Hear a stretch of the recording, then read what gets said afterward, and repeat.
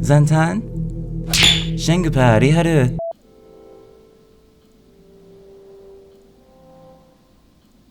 There are many threads crossing through the many streams of reality. It is within these threads I seek to sow a new world. One quite unlike many of those contemporary.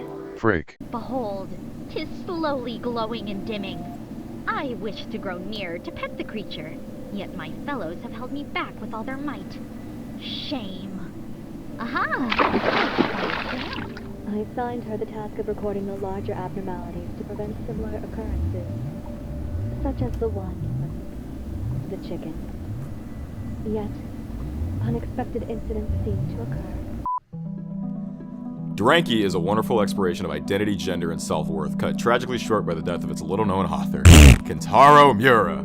Who'da fucking thunk it? Dranky's also probably actually the whole reason Berserk's even getting a continuation. It actually basically exists because Miura was like, hey you! Studio Gaga! You need to do the draw for me, cause I'm... old!